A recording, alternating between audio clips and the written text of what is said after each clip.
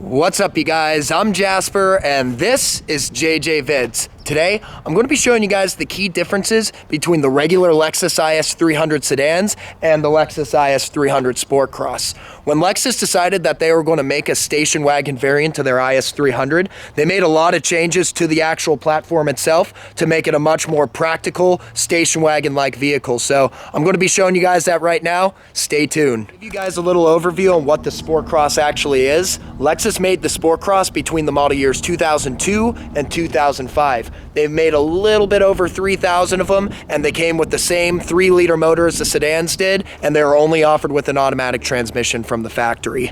So starting off with some of the key differences of the Sportcross as opposed to the sedan, we're going to start right here at the bumper. So both the front and the rear bumpers are different from the sedan. The rear bumpers right here are not compatible at all with the sedan. You cannot even try and put it on if you wanted to, because this rear bumper, it sweeps a lot further out forward like this. The sedan bumper ends about right here. Now the front bumper, this you can actually convert to put onto a sedan or vice versa, a sedan onto a Sportcross. But the big difference with this Sportcross bumper as opposed to the sedan bumper is that this fog light right here is completely different. So the Sportcross fog lights are a bit more squared than the sedan ones are. I'm going to post a picture right here of what the sedan fog light looks like. But these fog lights in particular are actually JDM fog lights. The way you can tell is that the fog lights, if you look at the lens in there, the lens is clear instead of being an amber yellow. And all the US spec cars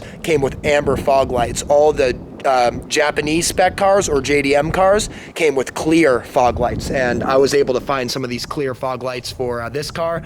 They look very nice. But another key difference on the outside of the Sportcross as opposed to the sedan is that the wheels right here are scattered. They're not squared like every other sedan are. So in the front right here, these are 17 by 7s, 7 inches wide. And then in the rear, they're 17 by 7.5 inches wide. So that means we have a little bit wider rims right here in the back than we do in the front. And I believe Lexus did that to compensate for the extra weight that was added in the rear, because of making a wagon variant to the car.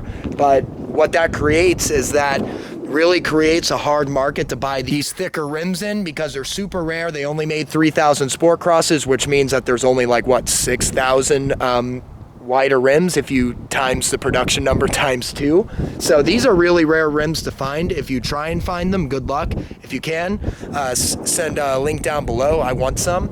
And if we kind of come to the rear right here, obvious difference is that the Sportcross has a tailgate as opposed to having a trunk. But diving a little bit more into detail of the tailgate itself, the Sportcross has different fog lights than what the sedan does. These are a little bit more flat, where the sedan ones are a little bit more rounded on the outside. Another difference is that this tailgate right here is electronically released. So you just press the button right here and then it electronically releases up.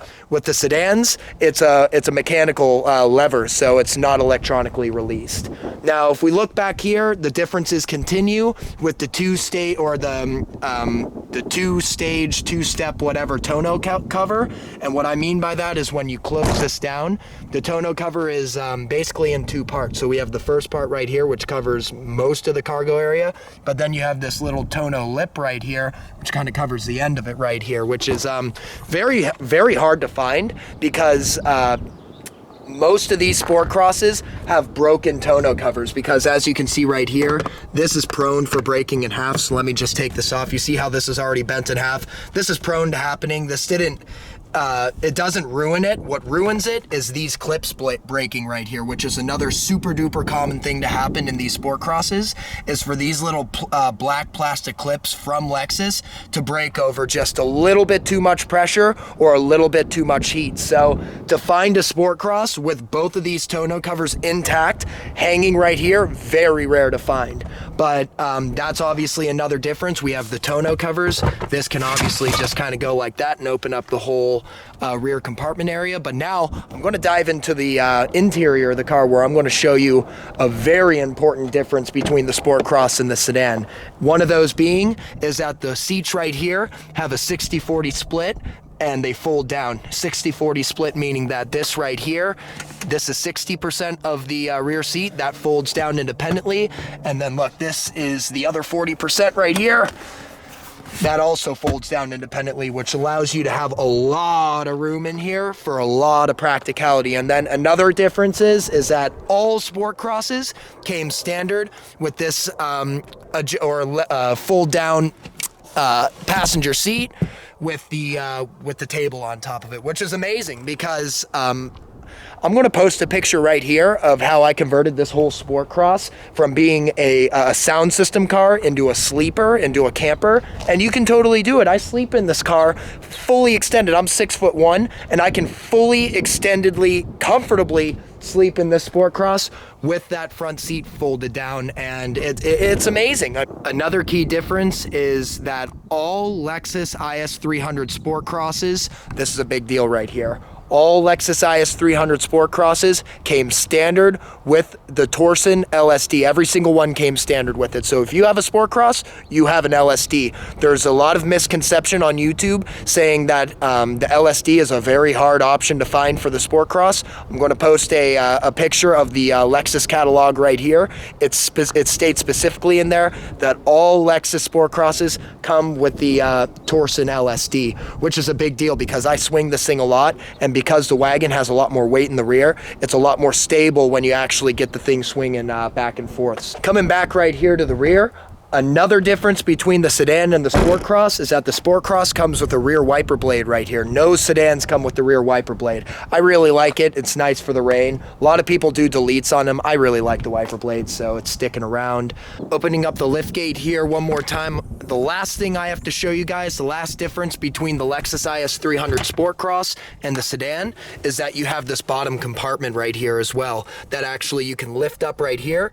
It hangs, and look, you can take these two little pieces out, this and this, and basically it gives you a lot of room to not only have your your spare tire, your spare full-size spares underneath here as well, but it gives you room to have your your wrenches, your jack, all the stuff you may need if you have a roadside flat or something like that. Now, all these tools right here, this whole panel, this is all shared with the IS300 Sedan. Before you guys get mad at me in the comment section below, this is the same thing that's in the IS300 Sedan. The only thing that I'm pointing out to you guys that's different is this panel right here, this panel that goes right there, and then obviously this other panel that would go right here on this side as well. And let me get this all back tidy for you guys.